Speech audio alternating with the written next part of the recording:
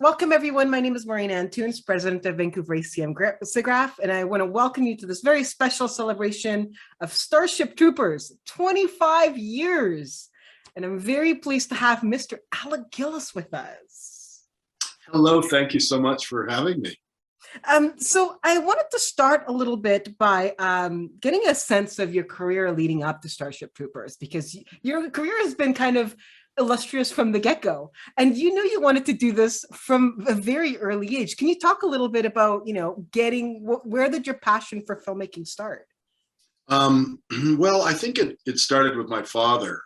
He was kind of I don't want to say a frustrated artist. He was creative, but he never went into the arts. Instead, he was in the U.S. Marine Corps, and he was an insurance salesman. So not really like necessarily what you would think of as creative professions. But he always had an interest in film, because in his early days in the 1950s, as an insurance salesman, he sold insurance to his beat was the building of 30 Rock, which is NBC TV, where there was a lot of production going on. So while he was there, he got to meet people in the visual effects arenas, and he got to meet Dick Smith, who was working in that building in the 1950s. And he came away very impressed, particularly with Dick Smith. So when I was little, my dad would name these people when we'd be watching old movies. And I think it kind of got imprinted into my brain that individuals do this stuff. Like when you watch a movie, it is the work of people, not of it doesn't just happen out of nothing. So I got fascinated with that. And then, he turned me on to the work of Ray Harryhausen. And that was really like a big turning point for me. I just became a complete, Ray Harryhausen and stop motion nut. And that's what kind of got me into wanting to be a monster maker at an early age. I think by the time I was 13 or so, I decided this is how I was going to waste my life. I mean, spend my life. And then when you started working out of your parents' garage before you actually went into the movie business. Yeah. Well, here's another thing. My parents got divorced when I was about 11. So what did I say, 13? I think it was about 12. I decided I got to do stop motion. And the divorce was the best thing that could have happened to me, because my mom bought me a movie camera that had stop motion and slow motion and fast motion settings, so I could experiment around with things. My dad would take me to see this is like, I'd say, like, Dad, I want to see this, movie called Torso, because and then it'd be like triple build. He'd take me to the military base, and for like 25 cents, you'd see 3 movies. It'd be like, and the poor guy would sit there for 9 hours watching these movies that nobody, no child should see. So I really got, I don't know, I just can't say enough about broken homes. I read a funny story of you going to work at Roger Corman Studios and your, I guess, relationship with James Cameron. Well, yeah. I met him through a high school art teacher of my, actually at the time, my girlfriend's, and then I later married her. But this art teacher said, like, hey, my husband teaches oceanography at Cal State Fullerton College. And there's this guy, blah, blah, blah. And I'm like, okay. So I called him, talked to him. He said, why don't you come out to Pomona? We're going to be screening a short film I just finished. And a friend of mine's a projectionist, will show the movie. So I went, and it was called Xenogenesis. I think you can find a really bad copy of it on YouTube. And I was blown away. I was like, holy crap. Like, Jim was 5 or 6 years older than me. I think I was 19 at the time. But I thought, this guy is so far ahead of me. He's like building giant mechanical stop motion models that fight each other. And inside one of them is a projection of a woman, the pilot of this little vehicle. And she was like, her movements would make it was all like stuff that he would later expand upon with the power loader and all that stuff. But so we became friends and started working on some little projects together. And then I had a connection at New World, Roger Corman's, and I was asked to come show my portfolio for a movie called Battle Beyond the Stars. But I was very insecure about my portfolio because I was 19 years old. And so I thought, maybe if I bring Jim along, he's a good talker. He's got tons of paintings and all.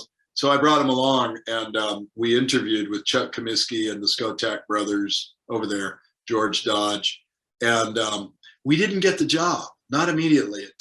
It took about 6 months, and I thought, I just sort of put it out of my mind. I thought, well, that didn't go so well. Oh well.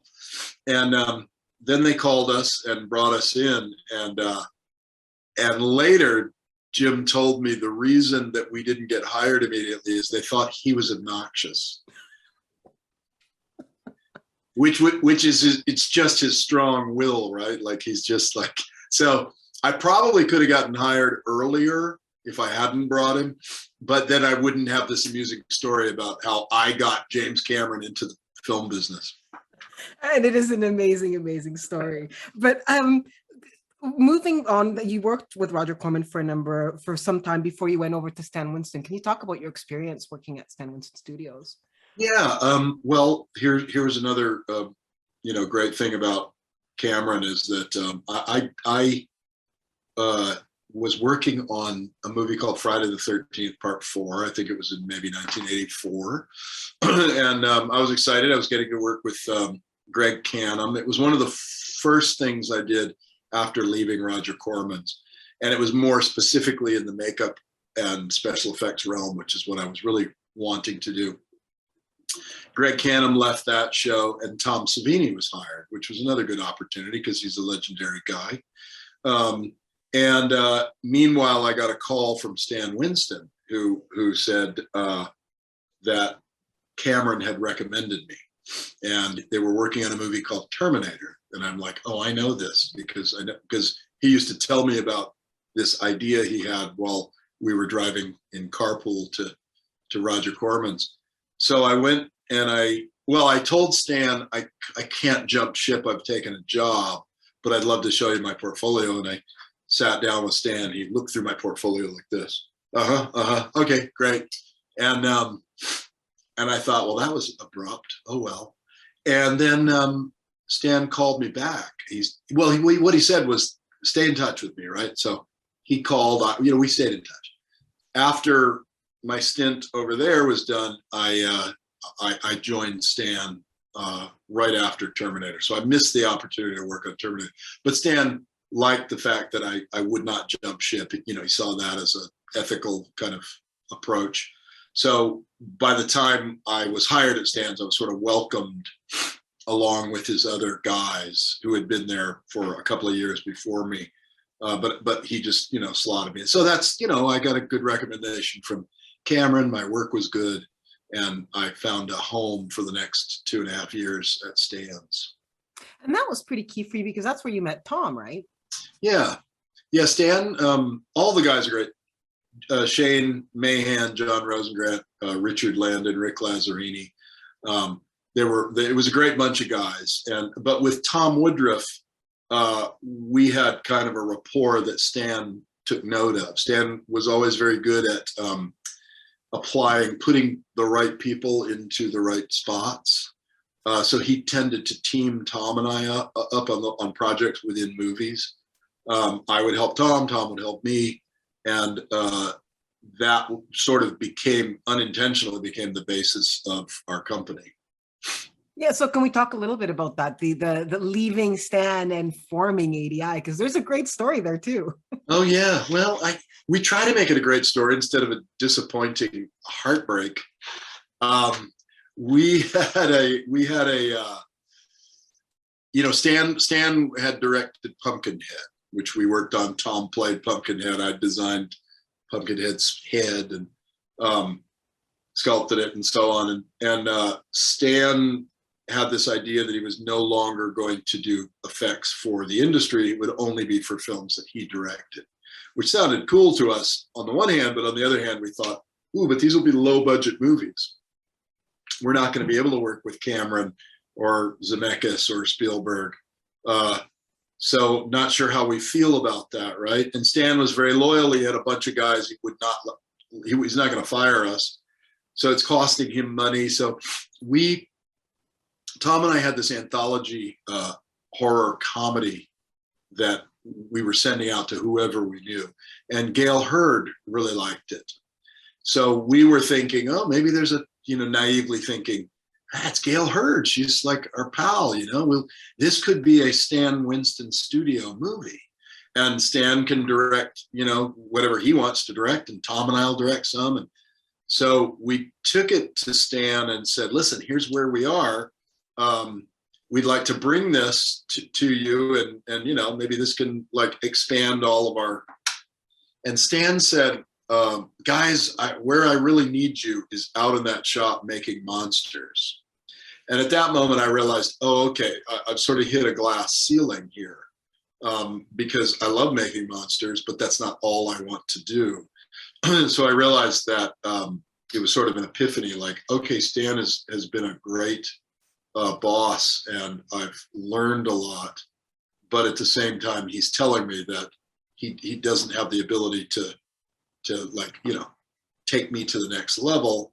So I think I have to do something myself, right? So that was it. I mulled it over, and then I had the conversation with Stan about it. And he said, listen, like, I know that the things that I value in you are the things that are going to take you away from me, because you have the ability to do that. So it was all very, very positive, and he was, a father figure. So I left, and then 2 weeks later, Tom followed, and then we were like, what did we do that for? Like, because, what's going on with our script? And then a writer's strike happened, and Gail said, I can't be talking to non-union writers. And it all fell apart. So it was very naive on our part to think that we could go just like leave, and now we're going to make a movie of our own, And so we had to pay our bills. I had a wife who was pregnant at the time, who was going, you did what? You quit? What the? Right? So we thought, oh, we better like, ply our craft. So we started taking on some jobs just as individuals, right? And then we decided it's time to form a company. That was around the time of Tremors. And so basically the story is that our studio ADI was formed out of a massive failure. And that's how things go though, right? Like, how do you turn a failure into success? Well, pivot, right? So well, you pivot, and then you make Tremors, Alien 3, and Death Becomes Her in a period of like 3 years. Yes. So it was a pretty good pivot, I must say. Yeah. Well, I was going to ask about that because, clearly you guys already had a reputation. People knew who you were. They knew your work. But here you are, a brand new company. I understand you didn't even really have a place to work out of. And then you get this job to do Tremors. Can you talk a little bit about that? Yeah, we were, this again, Gail Hurd was producing this movie, and she called us and said, I'm going to send you this script. It's called Beneath Perfection. And we were like, okay. And we read it and thought, this is fantastic. This is really cool, right? And we got a meeting with Ron Underwood and Steve Wilson, Brent Maddock, and just hit it off really well. And they kept saying, we'd like to see your studio. And we didn't have a studio. So we would say, well, where are you guys coming from? We're coming from Pasadena. Well, why don't we meet halfway, like in Toluca Lake at the Marie Callender's, because they had big tables. So we just like spread our books out and have 3-hour meetings at the Marie Callender's. All the while we're desperately searching for some space to rent, but we hadn't gotten a check yet. So it's like, we can't like pull the trigger on anything. So fortunately for us, our friends from K&B, Howard Berger, Greg Nicotero, and Bob Kurtzman at the time, they had a shop in Chatsworth, and we're like, we'll sublease from you guys, just please let it. So we subleased, and we also hired them as sculptors, and it was a very nice time because we'd known those guys from our Stan Winston days. So once we got the job, we were able to really get, and then we found a more permanent home that we that we were in for some years after that. But yes, it was a shell game, basically.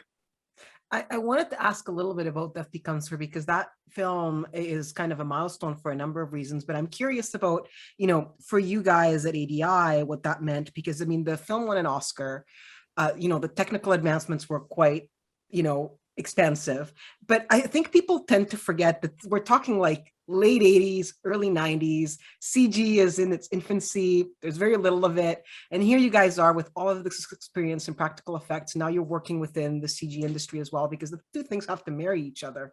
And I've seen some like amazing footage of the work that you guys did with Meryl Streep's face and all that. Can you talk a little bit about that experience? And then, winning the Oscar, like, wow. Yeah, that era, I feel like Tremors came out in 1990. We did Alien 3 then in 91. But there was really the only digital aspects in Alien 3 was they put some shadows, digital shadows on the wall behind our rod puppet alien. You remember we used a third scale rod puppet to create wide shots of the creature and running and on all fours. That certainly would have become a digital task, a few years later. You wouldn't have done it that way. So there's very little digital at all. There was no digital compositing in Alien 3. It was all optical compositing. So then Death Becomes Her came along just as we were we're kind of simultaneously shooting our pickup shots for Alien 3, which was all the like molten lead stuff, while we were building for Death Becomes Her. In fact, it was our bishop head, our destroyed bishop. That is what got us the job on Death Becomes Her. Oh, wow. Dick Smith. It was Dick Smith who was serving as the consultant. He was like semi-retired, but he was pulling a crew together. And he saw what we did with the bishop and said, well, these are the guys that you need to do animatronic versions of Meryl Streep. And I asked Dick Smith if he remembered my father at all as an insurance salesman. And he's like, no, I had no idea. And my dad said, well, that's funny. He didn't remember me. I sold him a policy.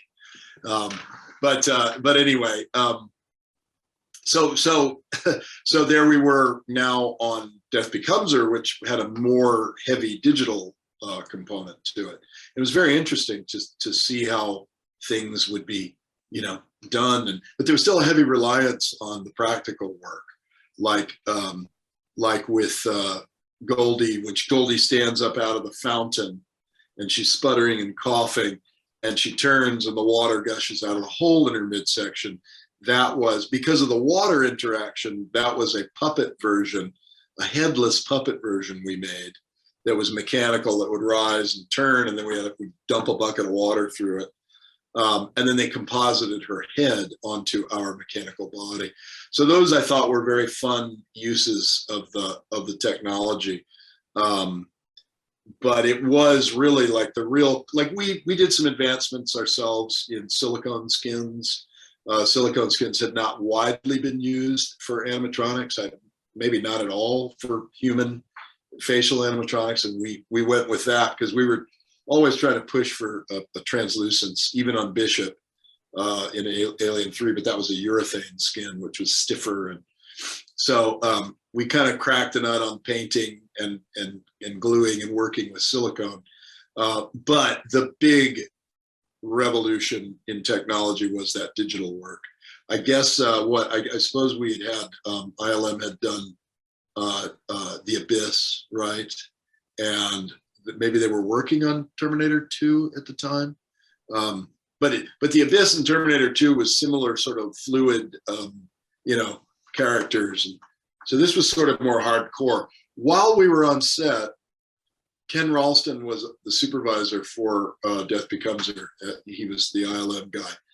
He's like, hey, come here, guys.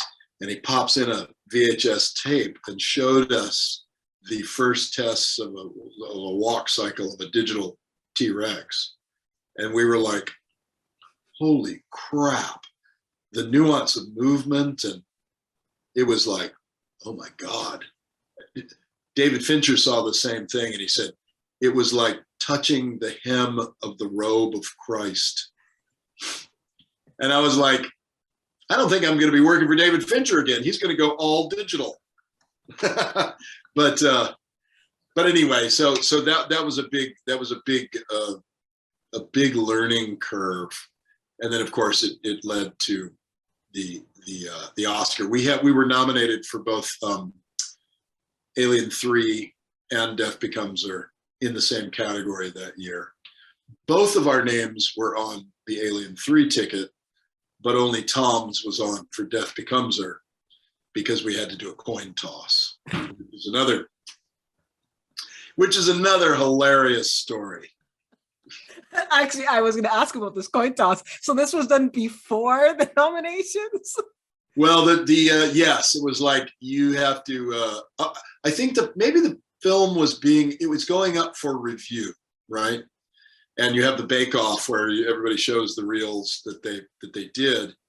And that night, I could tell Alien 3 was not going to be a front runner because people sort of like, when the Q&A was happening, we were on stage and people would sit up and they would ask like, is that an all digital Alien? And Richard Edlund would say, no, it's a rod puppet. And then you could just see people go like, oh, okay. It doesn't, we're not the sizzle. We're not the new kids on the block here with this one. And all the focus was on digital and, so that made sense that Death Becomes Her would win that. But because it was so heavily digital, ILM had 3 of the 4 names and we had 1. And the reason we had 1 is that the physical effects man, Michael Lantieri, was on the ticket with 3 ILM people. And Michael said, well, this isn't right. I barely did anything. It's Gillis and Woodruff did far more, they contributed far more. And he said, I'll step down, to which ILM said, okay, then we'll put another ILM guy in your spot. And he said, no, I will step down only if one of those 2 guys gets their name on the ticket, which was, you talk about like Saint Michael, that's what we call him. Like, who does that, right? Like steps down from an Oscar in order to let someone else more deserving shine. That's pretty amazing. So we did that, but then we had to toss the coin, right? Well, whose name goes up? Why? How do we decide that? So I lost the coin toss, and but I'm okay with that. I don't harbor any resentment. No, our agreement was that whoever wins the coin toss has to feel really bad for the other guy for life. But that person also gets the statue. So. Well, clearly you guys have an amazing relationship because you're still together. So yeah, we're still working together after. It really was like you look at that, it's like, oh, this is a test, right? This is a test of the partnership. Yeah. And who cares? It's just, luckily we both had Stan Winston as a mentor, and Stan used to say, they're bowling trophies, So yeah, they are. It's nice, but I can't remember, who remembers who won best visual effects. That's why people called me an Oscar winner. I haven't technically won an Oscar. My work did for Death Becomes Her. We tossed a coin. My name is not on any Oscar statue, which is why on Instagram I call myself an Oscar losing effects artist.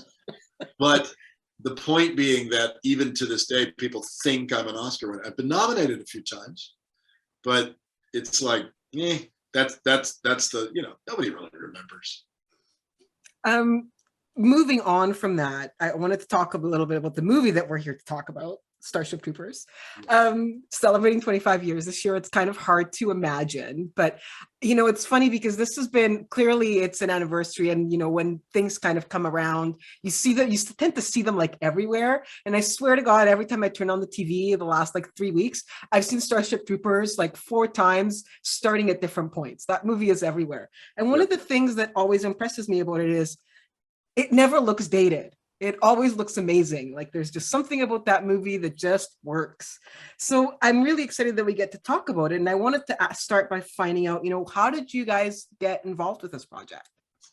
I believe that Phil Tippett recommended us to the producers, to John John Davison. I think that was from Phil. And they came by to look at our capacity for, building large creature stuff. And we had done some big stuff. We did a big crocodile for the original Jumanji that was hydraulic and was in water. I think they liked the Tremors sensibility of design. They felt was similar in a similar world. So we got the job that way. And I think we were in meetings for about 5 months before we got the job. It was 2 times a week. We'd have 6 8-hour meetings at the Sony lot with Paul Verhoeven and everybody involved. We were not on payroll. So we would go in and we would just hash through, so that we could do the bid better, so that we could have our input. And it was really, it really felt like we were involved in something huge. It was, I know Paul was disappointed when Titanic cost more than Starship Troopers. But yeah, it really felt like we were, and Phil Tippett had done that amazing digital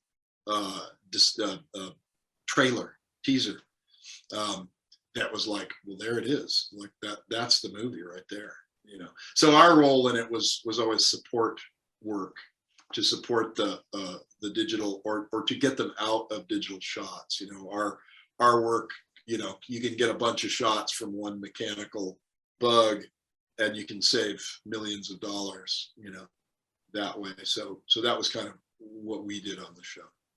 I'm curious. You're underplaying it quite a bit, as far as I'm concerned, because I think that those mechanical and like practical effects in the film are so good, and it's what helps keep it so fresh and so timely. Like it just always looks great. But before we talk a little bit in more detail about it, I'm curious: was that until that point, was that like the biggest project that you'd done?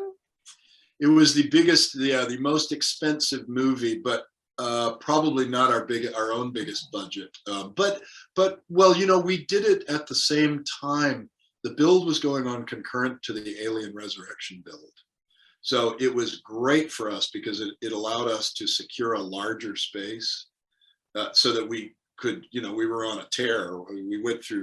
After that, we went through a couple of decades of just big movies and building big builds. So we got good at it, but that was kind of the start of it. So yeah, it did feel like it was going to be a big spectacle, and I think for its time, no question, it certainly was. It still looks massive today. So you guys were in charge of a number of different aspects, right? So you had like the sand beetle, the tanker, the brain bug, and also the warriors, right? Yeah, we had mechanical warriors as well as about 13 or so dead, burned, shot up warrior bugs. I wanted to start by asking a little bit about the sand beetle and how that came together, because on screen that looks so amazing. And I've seen some of the behind the scenes that you have done they're on your YouTube channel, which is fantastic. That breakdown is great. But can you talk a little bit in more detail about, coming up with that design? Because I understand that's the one that you designed, right? Yeah. So yeah, that was really the only of the creatures that we in-house designed. The rest came from Phil Tippett and Craig Hayes, Phil's designer. But the Arkelian sand beetles were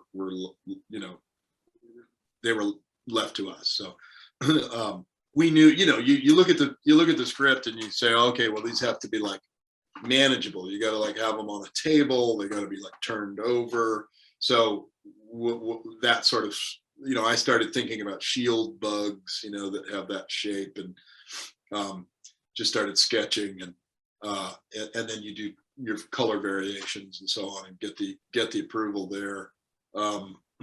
So, but everything you submit a few different variations, and then you go with what the director picks. But this was nice because we were able to it was sort of bowl shaped, right? So you could pack all the guts in and know that things aren't going to leak out. But the one that gets cut open was a pretty detailed and sophisticated, again, around the time of Alien Resurrection, when we were doing a lot with silicone intestines and things spilling out and goo and all that. When you get a chance to do a detailed gooey anatomical thing, it's a lot of fun. It's a different challenge than doing a giant mechanical bug. But we had some gross features in it, like what do we do? I think the most novel thing about it was, well, we had plates, stomach plates that we could bolt on, and then we had an actual bone saw, or like a cast cutter is what it was. So it was one of these like vibrating saws you can put to your hand and it won't hurt you, but when you put it against a rigid surface, it cuts right through it. So we had replaceable body shells that we could bolt on. But the idea that we were going for was that you'd be able to like slice this and see the goo start to rise up through it. And then as you opened it, we wanted it to be like the Pillsbury dough, where you pop it and it just sort of, so we wanted that to like, because I think I remember seeing a caterpillar when I was a kid. It fell out of a tree and split open, and everything just sort of expanded outward like it was under pressure. And so we put a giant bladder underneath it, so that as the actor was cutting, we were inflating the bladder and pushing everything up against, so it would like kind of force its way out and expand outward. I think that was probably one of the more novel aspects of that. And did you guys, I understand you went through a couple of different trials for the cutting, right? For the material that you would use, so that it would actually not look like styrofoam or anything when you're cutting into it. Yeah, it's always luckily the resin that we landed on, we could tint it, so that it would have the right color and but then as you cut it, it was creating nice like shards and dust and chips and stuff. So it had a bony feel to it, which was cool. Yeah. The last bit about that I find funny is that the name, the Arkelian sand beetle, I asked Ed Neumeyer, who wrote the script, I said, where'd you come up with that, Arkelian? He said, that was the last name of my girlfriend in high school. He dated somebody, Lisa Arkelian or something. And then you decide to name a bug that you're going to cut open after her. I'm not sure how I feel about that. I don't know either. It could be a great tribute, depending on how it was intended. Oh, that's a great little tidbit. Changing gears a little bit, something much, much bigger, this tanker bug. Talk a little bit about that. Yeah, wow, that was the biggest thing we created. And that had to interface onto this really cool tractor that the special effects man, John Richardson, found. And John Richardson was the special effects coordinator on Aliens. So he had done the power loader, and so it was nice to team up with him again. He was a great guy. But this shell that we made was about 40 feet long, I think, and about 20 feet wide, in a big curve, sculpted out of a rigid foam, textured, sculpted by a guy named Bob Clark. And we molded it, made a big negative mold, and then laid up a giant, it was like a boat. It was like we have a boat manufacturing company now, because this thing is out in the back. I think we had it, we fit it into the building, but it had to come in sections to get it out of the building. And then we put it back together to mold it outdoors. And then we made a welded steel frame that had a bolt pattern in it so that it could be attached to the tractor. And then there was one area that Casper Van Dien had to like shoot apart, and I think he throws a grenade into it. So we had to make a kind of like a receptacle that had a big bucket full of slime, and that had a hose from the underside that we could blast air through, so that when he's shooting, we could again, have just a shit ton of goo come out. And we had a rigid foam shell piece that was all squibbed by John Richardson. Those are fun. When you get to work with actual explosives, we don't do the explosive part, but we'll provide all the parts and pieces and then stand back while the guys with missing fingers put the bombs into it. And it's always a blast, literally. It's so much fun to watch. And then to, like splatter your actor, like Casper is so great, right? He's just so enthusiastic. Like if you could splatter him with goo, he's on cloud 9. Is that scary though? Like the possibility that you might lose that if some accident happens and then all of that work is gone? Yeah, you just redo it. Like we make these things so that they can be reset and redone again, and we'll have like, you can do it 5 times. So if the first one goes bad, big deal. Slap another. If none of them go right, that's a problem. I think that Casper, I feel like he may have had a tether, because the whole thing was bucking. It was able to do all kinds of crazy stuff. He may have had a tether, so at least the actor's not going to fall off a 30-foot tall thing. And I guess you also have that digital safety blanket, safety net, that you can add a little extra goo flying if you need to. But it was so we just went overkill on all that stuff, because Verhoeven is very over the top. So any squid has to be 5 times more wet than you would normally do it. Yeah, I think there was a dead bug that got shot up too. That was a lot of fun to rig. Yeah, over the top. That's you just always know that's the marching order when you work for Paul Verhoeven. Yeah, if he's asking for 10, you give him 15. Yeah, and his 15 is everybody else's, 2,000. No one goes as far as Paul Verhoeven does, and that's I love. I'm curious, that tanker bag, you mentioned that it's, because it is, I mean, you see it on screen, it's moving all over the place. Was that controlled from inside the rig, or was it like remote controlled? No, it was, that gets into John Richardson's area. Okay. I believe it was controlled from inside. It had like a motion base, had pistons on it so that it could kick the end up and do that. And then the tractor would provide it, you could drive it around. Okay. For the background and all that stuff. And I believe they were on board controlling it. I don't think it was RC. Usually those things are not radio waves because you can get interference and they're very dangerous. So you usually hardwire a big thing like that so that you have less chances of screwing up. Things going wrong. The brain bug. Both scary and then sad. Yeah. Can you talk a little bit about designing that thing and all of the moving parts? I mean, because it does have, especially in that, I guess, the face area, there's a lot of like moving little tidbits. Can you talk a little bit about that design and bringing that to life? Yes, that was, again, Craig Hayes's design. And we really were very interested in it because it was such it was a simple design, but as you said, it did have complex details, and it's such a non-human face that we were very excited. How are we going to get these different attitudes out of it, right? That like, I don't know, we kind of run to those things. Like, we love puppeteering, and like, how do you get how can you make a sock have emotion, stuff like that. So we had very high confidence that we could get it to perform the way it needed to. But we did run into a moment where the normally super confident Paul Verhoeven really, he said he was just like, he looked at the sculpture we were doing and he was like, oh my God, he's just questioning everything. And he was like, he said, the front of it looks like a Boeing airplane. And we're like, yeah. We liked it, right? We were like, what's the problem? He said, give me some clay, bring me some clay. We gave him a big bunch of clay. He smacked it down and he starts doing this and sculpting. And then I think he kind of remembered he doesn't know how to sculpt because he ended up actually resting his head on the table.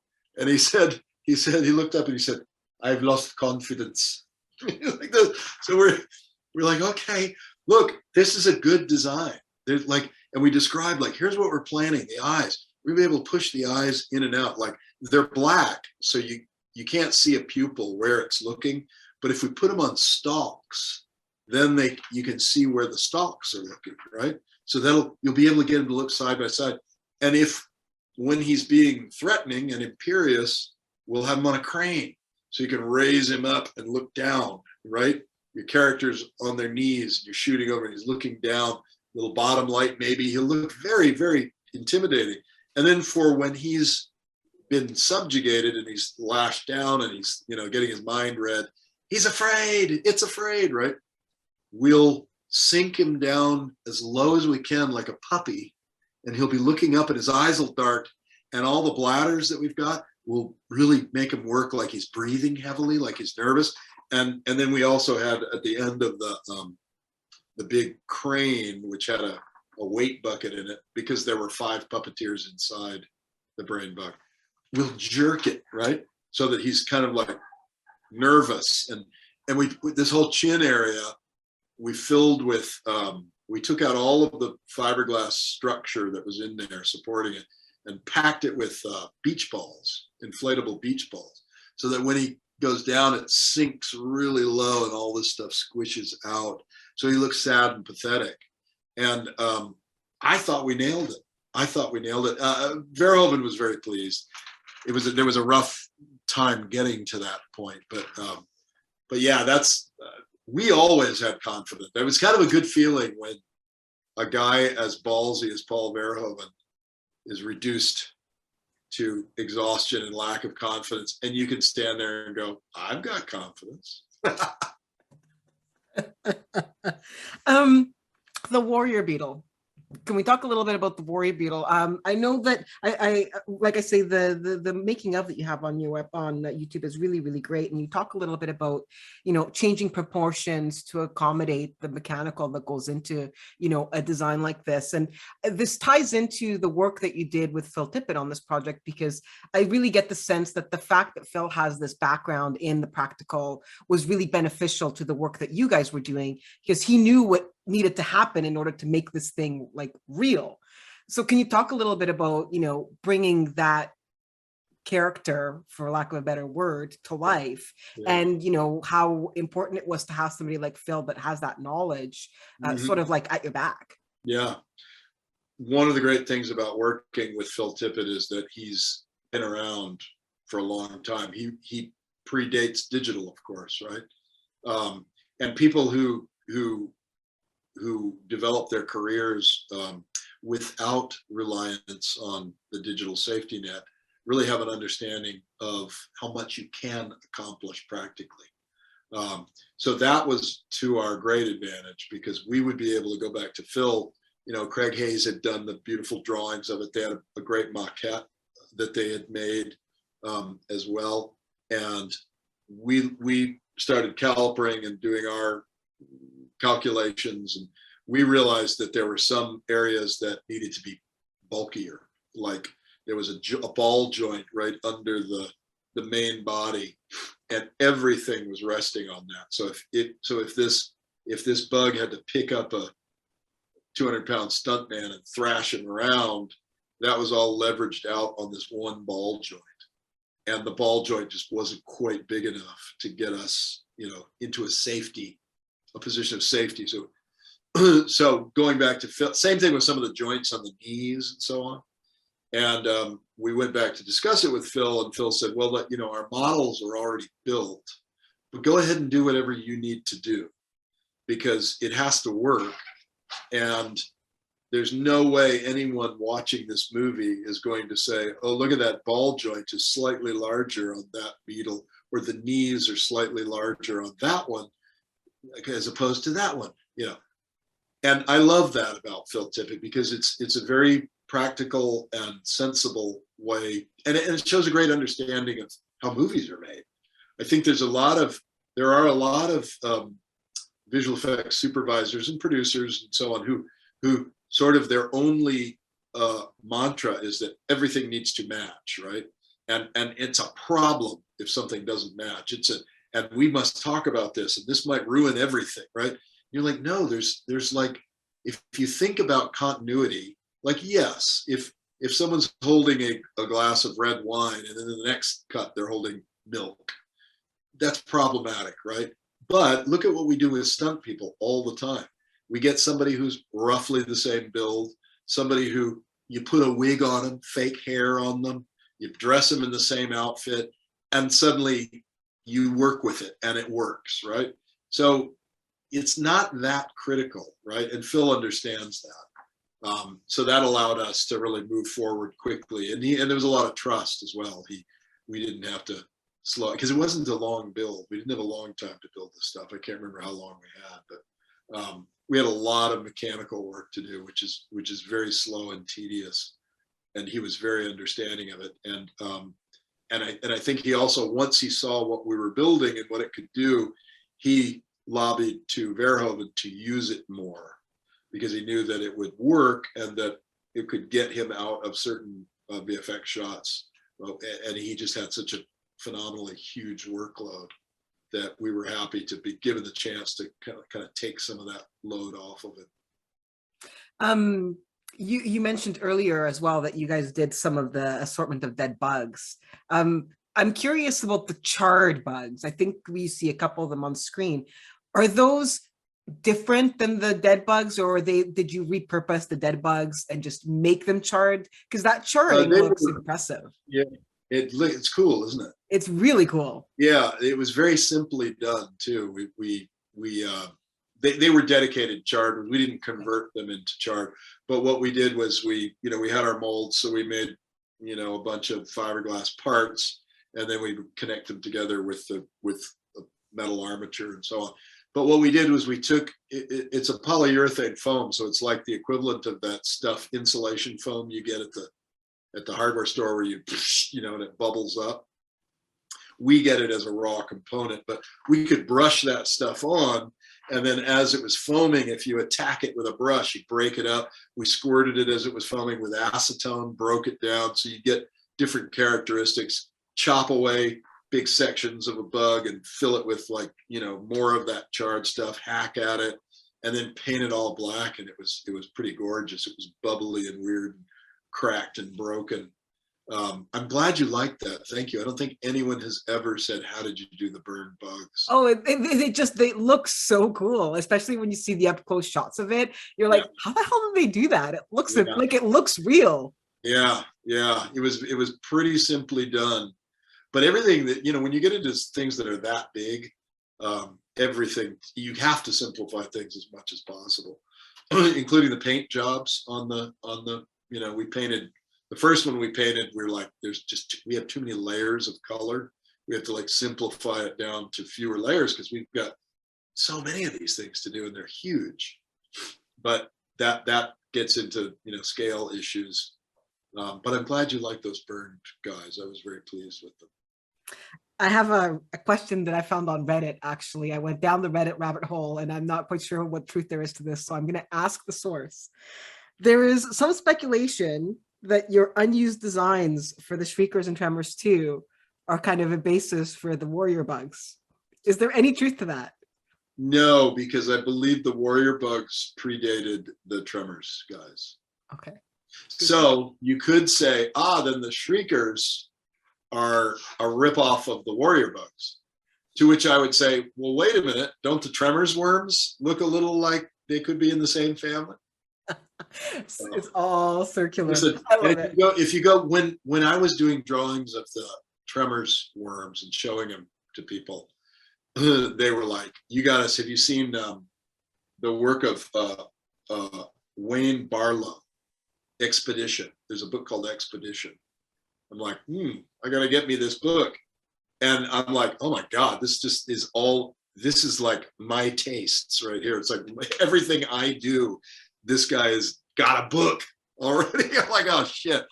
So I just feel like there's certain ideas and certain points of view that are right at the time, and you just accept it. Otherwise, you're gonna be like, nobody's totally original and nobody's totally ripping things off either. So yes, but no, Craig Hayes did a wonderful job on all that.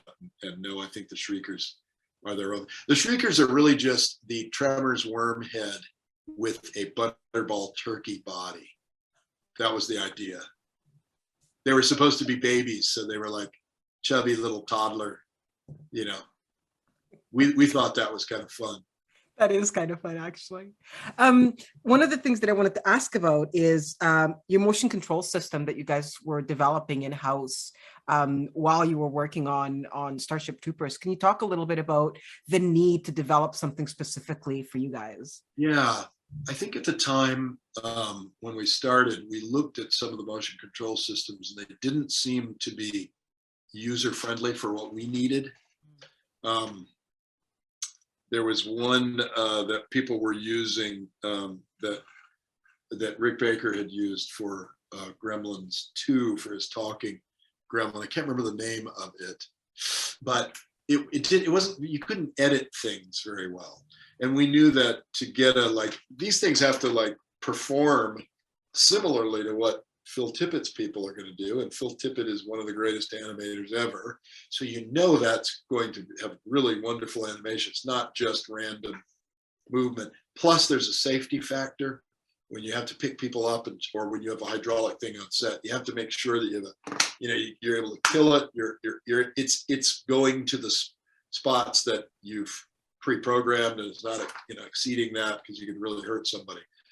So that's when we decided to put the effort into it. And then also thinking longer range that our animatronic characters in the future, we would need to use those for pre-recording and pre-programming.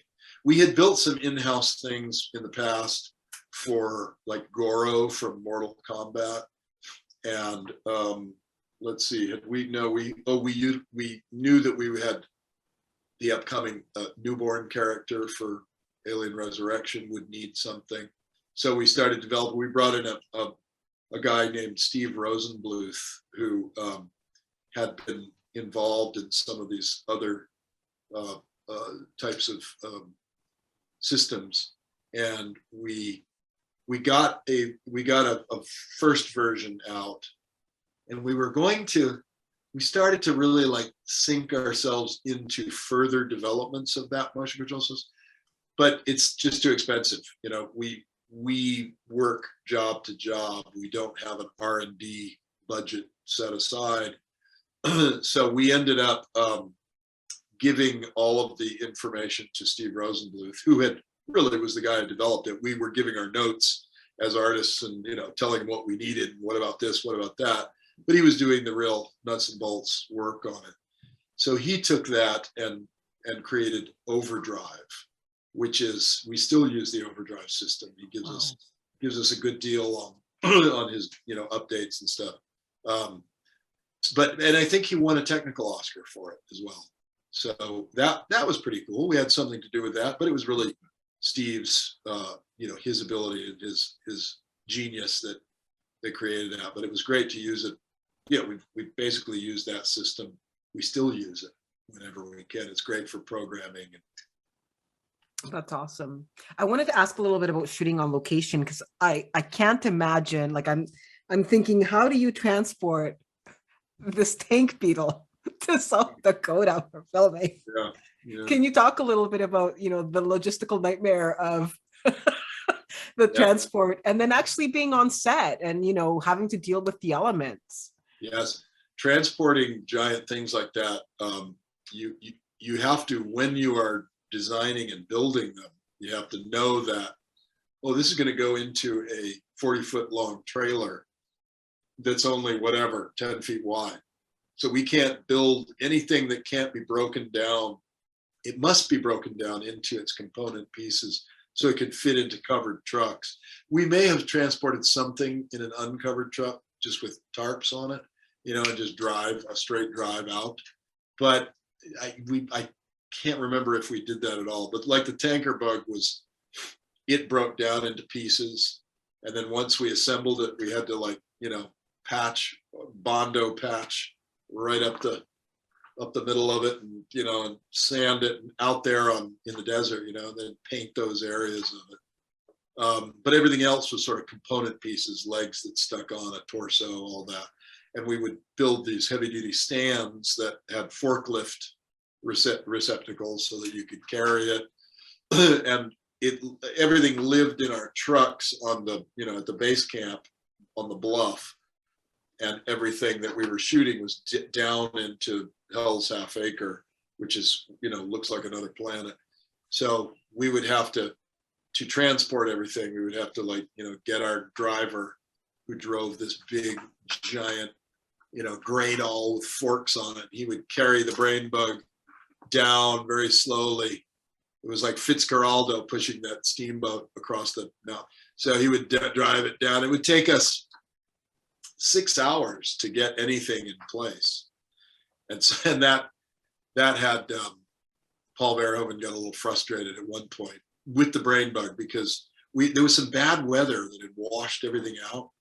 And so there was a lot of mud on the, so it was like, bop, bop, bop, bop, bouncing as, oh God, so it was very slow going.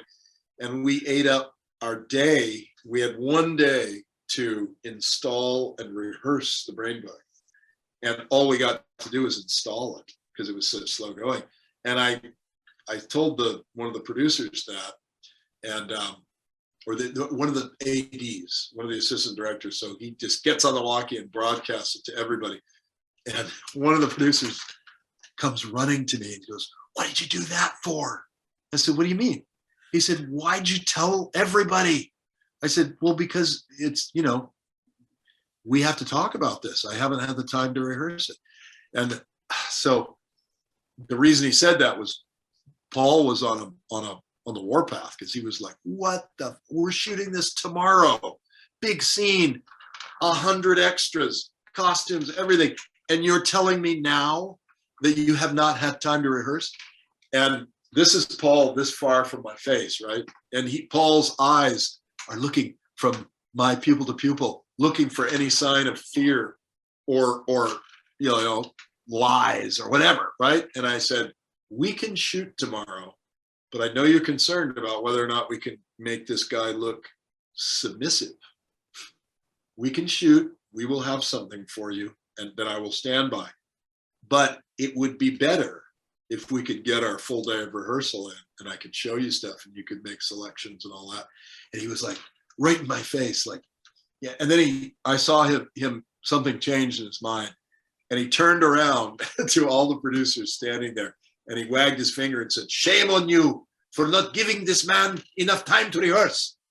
And he stomped off and stood next to a boulder with his back to everybody, dramatically rubbing his chin. And he turned around and said, "Okay, here's what we'll do. We'll switch Wednesday for Tuesday, and we will shoot something else, and then you will have the time." And I'm like, "Thank you, sir." And he walks off, and the producer comes up to me and he says, "Why didn't you just lie?" And I said, "Because I'm not a producer. I can't look Paul Verhoeven in the eye and tell a lie. He has the ability to see through that bullshit. I'm not going to lie. That would be terrible." Well, this brings up an interesting question, because, you work on it's not uncommon to work on multiple projects at the time, but can you talk about working with somebody like Paul Verhoeven, who is, intense, and then, at the same time working with like Jean-Pierre Jeunet, who is a very different person. Very different person. And like, look at both of their films, European filmmakers, right? With great imaginative sensibilities, very different personalities. My stories about Paul are all, to me, they're all very positive. Like, if we would always say, like, no matter what happens, we're going to have a great story, right? And everyone can walk around doing impressions of Paul Verhoeven. It's fantastic. I love working for the guy. I will probably not have a chance to again. I know he's making smaller films in Europe, but I just really think his resume is just amazing, and I loved working with him. Jean-Pierre Jeunet is quieter. He is more whimsical. He's probably his set point is probably starts with happiness, and then it can downgrade into disappointment or whatever. He's not a pushover at all. But what he's seeking is something delightful, whereas mostly Paul is seeking like over the top, in your face, all that. Very different people, but that's what I love about the movie business. Is like Nora Ephron was a completely different person from those two. Everybody, which is what's great about an auteur, which is why I still believe in the director, the writer director, you know, or the director bringing that sensibility, as opposed to the committee filmmaking where it's a big studio film. Like, you might have a level of excellence with a studio film, but it's the director that puts a you know, their own DNA and their own uniqueness to it. And I think that's, you know, that's needed a little bit more now than we're getting. But that's partly due to the cost of films. Films are so expensive that, you know, nobody wants to take a chance. So it's got to be a 4-quadrant movie that appeals to everyone, including, you know, people, you know, whatever, including your lawn furniture. So everybody has to love it. And then therefore you're making decisions based on fear that you won't be loved. And I think that actually like directors like Paul Verhoeven, Guillermo del Toro, I've heard from interviews, is like this, where he's like, too bad, that's what I wanted to do. And I like that. I like that kind of, like, it might work, it might not work, but it's a point of view. It's a specific point of view as opposed to a mass-produced product.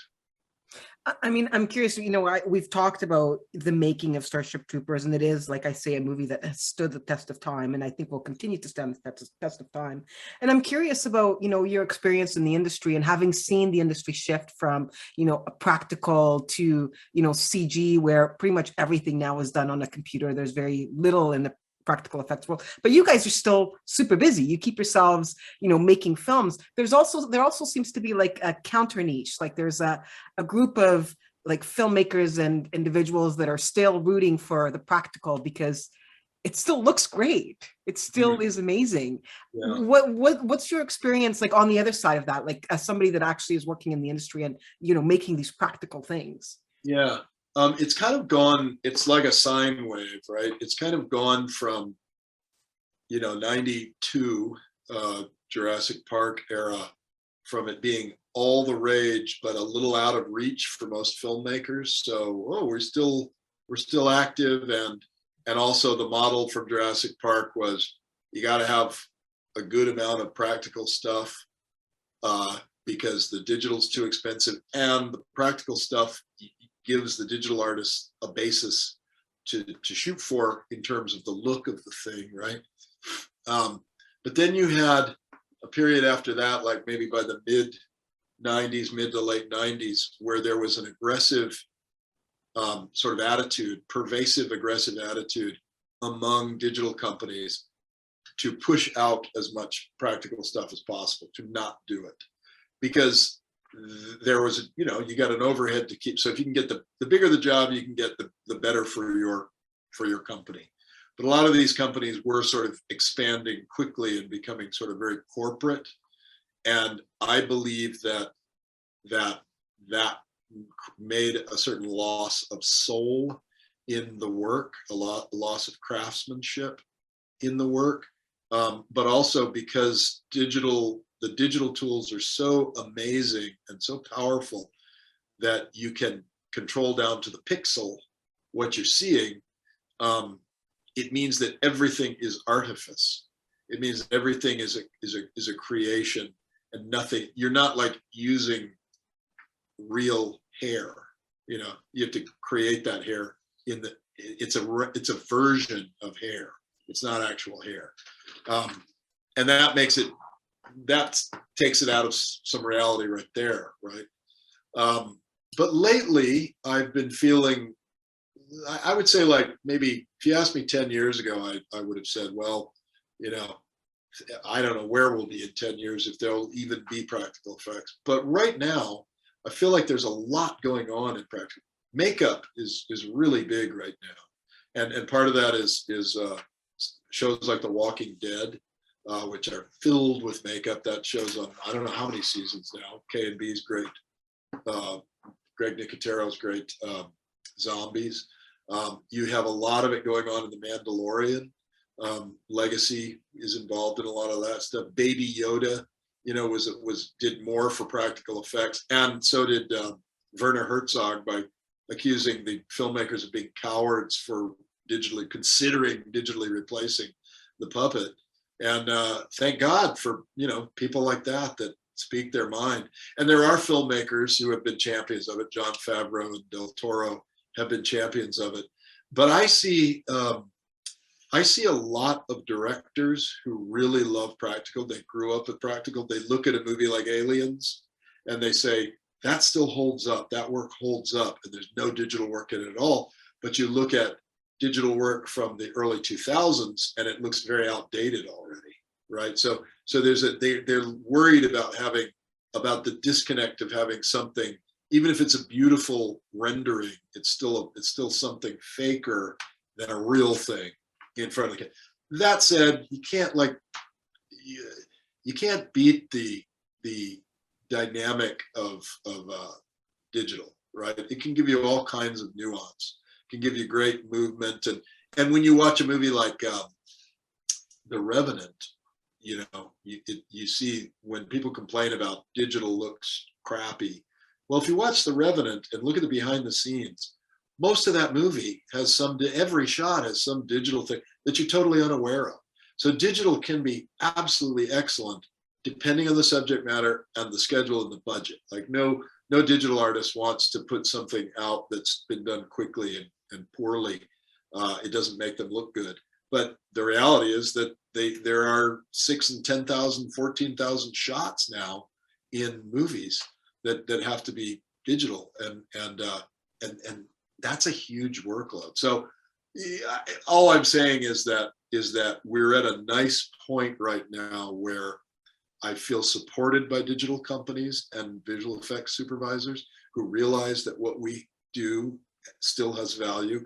And I definitely feel fan support for people who love, basically we're vinyl now, right? We're analog. They love it. And I'm happy that there are people out there. And then I also am happy for directors who embrace it. The sticking point still is at the studio level. The studios always, their concern is that they're going to have to pay for it twice. If they commit to something up front and we build something and then the director goes, oh, you know what?